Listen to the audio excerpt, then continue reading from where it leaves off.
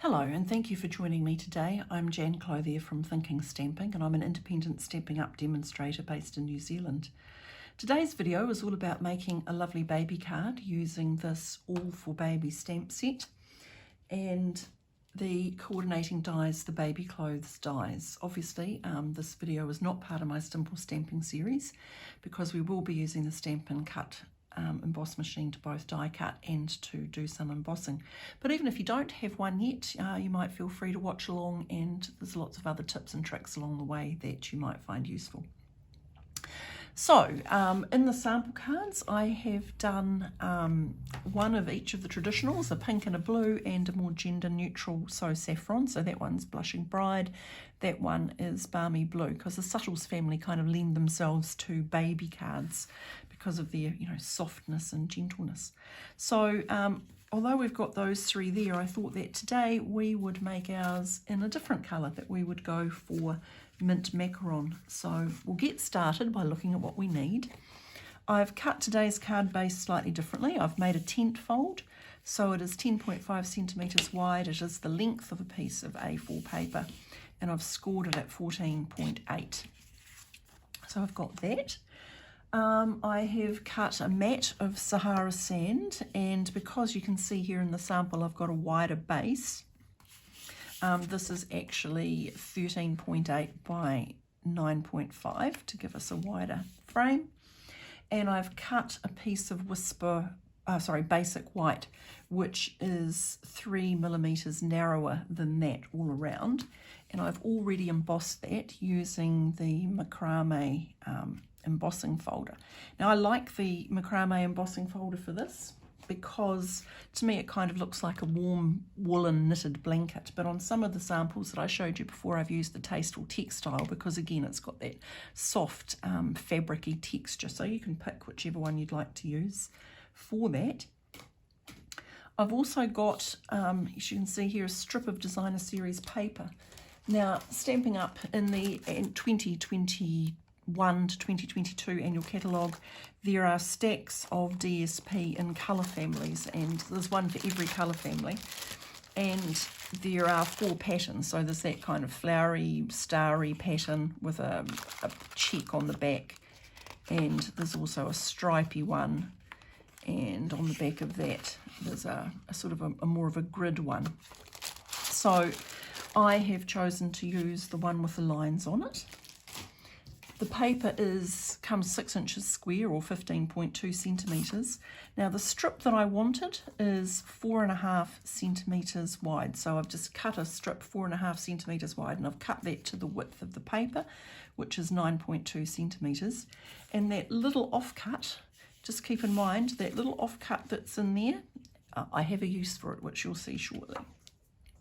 So when you're doing it, don't throw it away. Okay, so we've got that strip. And I've got a little strip of white 1.5 centimetres wide, which is going to be for the sentiment.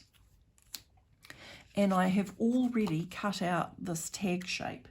Now that comes from a very useful set called the Tailor Made Tags, which gives you 4 sizes, 2 shapes, and it gives you these little, the little shapes so that you can make them into like little luggage tags. So I've already cut some mint macaron for that to make the tag there.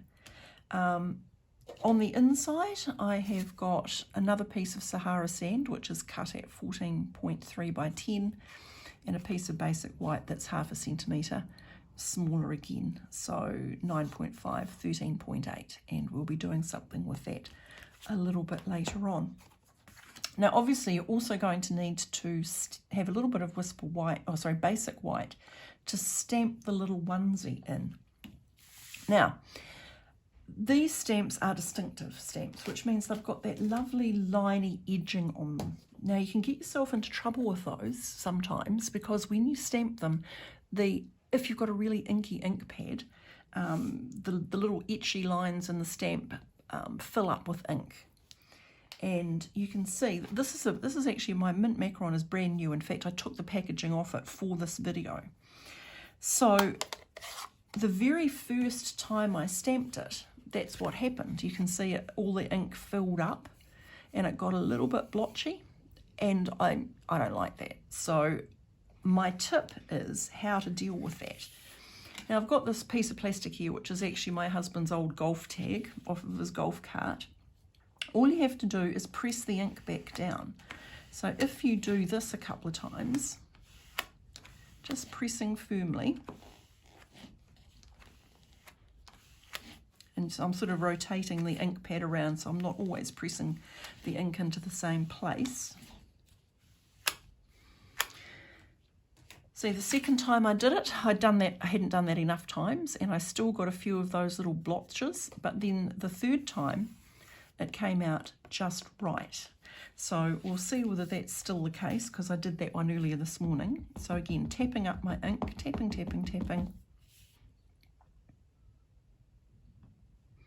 And what you would do is, see, it's still a little bit blotchy, tells me that I haven't pushed it down enough. So I'm just going to go back in and press it a little bit more. And you often get this with DistINKtive stamp sets, not just this one. There is sort of like an optimum inkiness of your ink pad for them to work perfectly. And so sometimes if you get that blotchiness, you just have to try and recreate it by tapping down the ink. And if that doesn't work, the other thing you can try, you see, now that's fine. If pushing the ink down with like an old credit card or, you know, something like my husband's golf tag doesn't work, the other thing you can do is use your blending brushes or sponge daubers to apply the ink that way. But anyway, I thought I'd share that tip with you, and you can see what a difference just pressing down the ink makes, from totally unacceptable to okay to no problem at all. So here's one I did earlier, and I have already used the dies to cut it out. So that one's ready to go. Okay, so that's all our various bits, and we are now very quickly up to doing some assembling. So of course, if you liked the other side, you could easily do the other side of the DSP as well.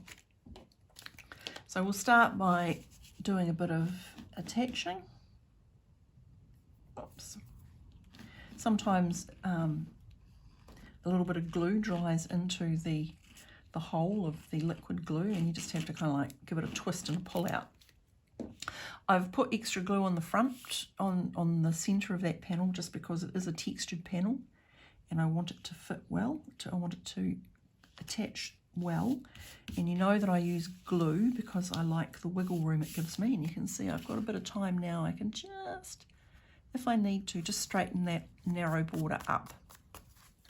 Okay, so now I'm going to attach to the card base.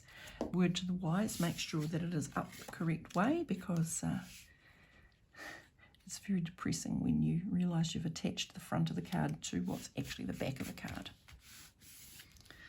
Okay, so we've got that, and now I'm also going to just do a little layout, making sure I've got that in the right place. The other thing I've got to do, which is a little trickier, and I'm going to get my trusty silicone mat for this, is I need to glue that little mint macaron ring onto my tag. I think that just, that little touch of colour just does a nice finish off. Makes it look like a proper parcel. Okay, so I'm going to put that there. I'm going to add in my onesie.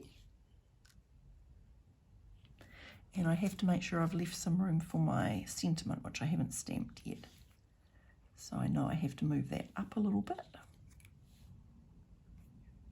Okay, so I'm going to glue that now before I lose track of where I want it to be. But before I do that, I have to add in this cute as a button little die cut hanger, which is one of those little cutie things I was telling you about from this set.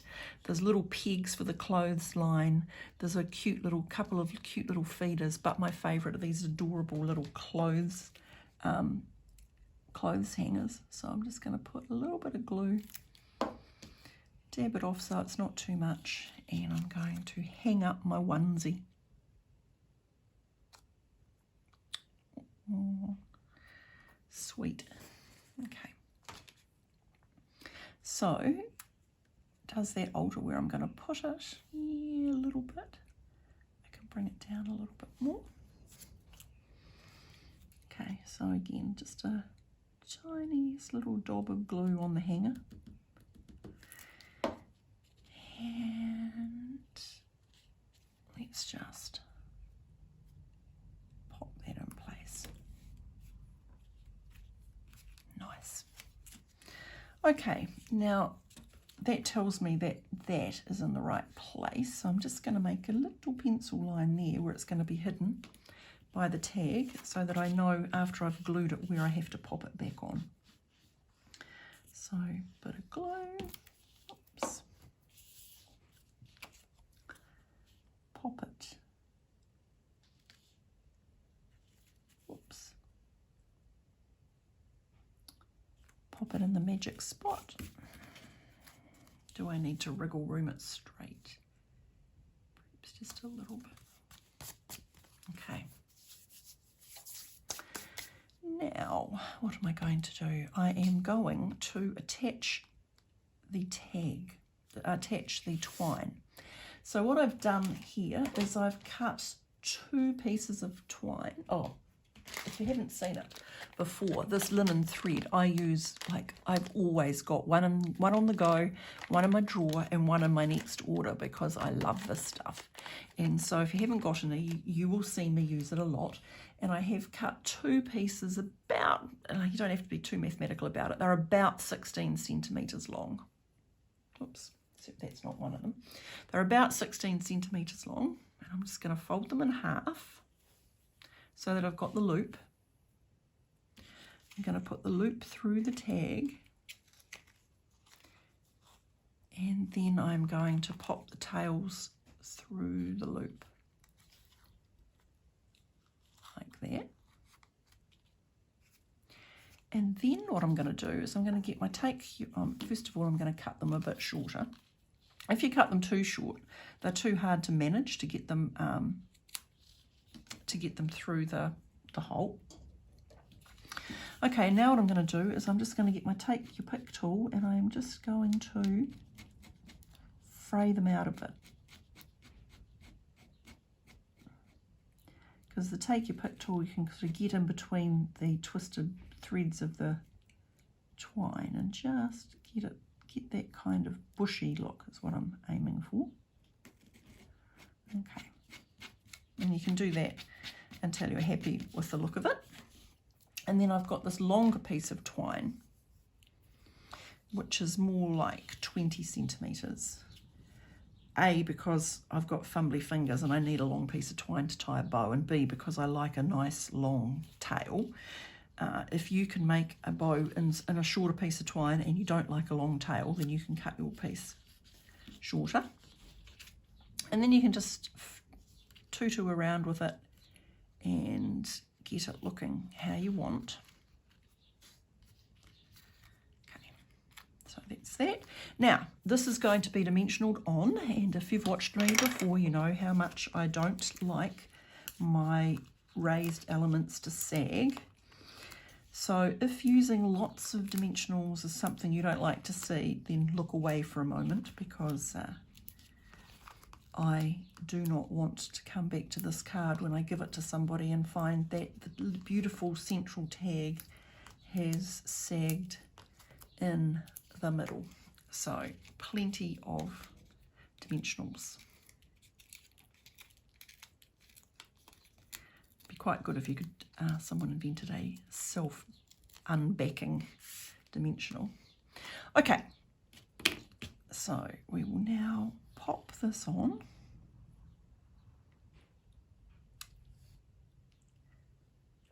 Yep. Now this is where you can do some final adjustment. I'm going to leave it, but when the card is finished, I'll see if I want to cut those a bit shorter. Now, I'll just scoop that off to the side. Okay, next is the sentiment. So I've got this strip of basic white, 1.5 centimetres wide. I've got my Sahara sand, and I'm going to, because I really like Hello Little One, I think it's a sweet little sentiment. So we will stamp that. Yes. It's always a bit nerve-wracking stamping on video, just in case it goes wrong, because we all know that it can always go wrong. Okay, I just kind of like a simple angled end, but if you wanted to fishtail it or to cut it straight, then of course you're more than welcome to do that. I'm only going to put dimensionals at that end because this end is sitting on the tag, which is already raised up. So I'm going to pop a couple of dimensionals underneath the end of the sentiment, and then I'm just going to put a little swish of glue to hold the other end.